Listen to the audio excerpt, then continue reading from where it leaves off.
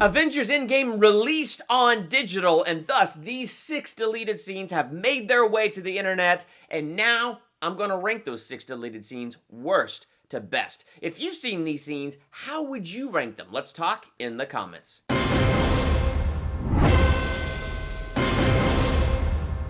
Welcome to Durbania, I'm Durbin, and this is my ranking of these 6 deleted Avengers Endgame scenes, worst to best. I'm excited to have any excuse to talk about Avengers Endgame, but I am talking about deleted scenes, so what that means is spoilers. So if you haven't seen Endgame yet, and by this point you're just waiting to either download it on digital or get the physical copy as soon as that releases, I'm just letting you know, spoilers aplenty ahead in this video to discuss these deleted scenes. Number 6, more depressed Thor. I mean, this is just kind of a scene showing when they returned to 2014, Thor and Rocket, and they were in the movie Thor: The Dark World. It kind of opens with Thor like peeing over this ledge and Rocket like, okay, buddy. Really, it's not that necessary of a scene. It's just more of Thor being depressed, which they did an excellent job establishing that in the final cut of this movie in this actual scene without actually having to throw this in here. So to me, it is pretty funny, and there's one little interesting thing in it, and it's where Thor's talking to Rocket and he's like, "This pretty place is about to get uglified real quick by a bunch of freaking elves. Do you know, and I saw all these people die." But what's interesting about him saying I saw all these people die is he says that in the Endgame trailer. I saw all these people die. And I never heard that line in the movie, and now I know what he's actually referring to. He's not referring to the dusting, he's referring to this. So it was kind of interesting to get that. But beyond that, it is a totally unnecessary scene because to me, it's like it's fully established just kind of how messed up and depressed Thor is. Number 5, Tony and his dad. Now, what's interesting about this scene is as Tony and his dad step out of that elevator after Tony's trying to steal the Tesseract in the 70s, and they're stepping outside and they're kind of talking and bonding, and Tony's getting this closure. You wanna come work for me, Potts? I'm a little tied up in futures right now. That was the one part that I thought was kind of funny, but otherwise it's not needed. Like the true bond and closure that Tony is finding in this conversation is well established and well written, and the final product was put together so good. So this scene really wasn't that necessary, and that's why it falls where it falls.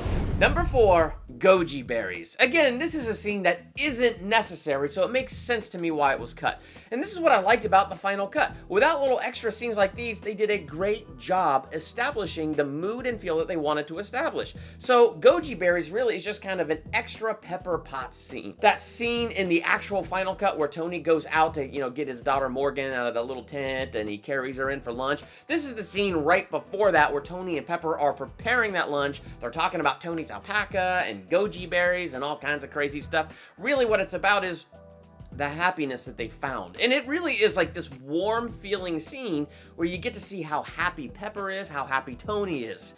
So in the midst of all that darkness, in the midst of all that tragedy, the Stark family really did manage to find happiness. Again, as good as this little scene is, it's not needed simply because in the final cut, even without it, they did a fantastic job establishing the same thing. Number 3, why did you have to crash the plane? This scene I actually thought was pretty funny, where they're going over the 6 Infinity Stones, where are we gonna find them on all that, so you have Captain Steve Rogers and Rhodey looking at a monitor, looking at the Tesseract, and Rhodey's like, so wait, why did you crash the plane? Steve's like, oh, because there were bombs on it. And you couldn't have jumped out of the plane before you crashed it?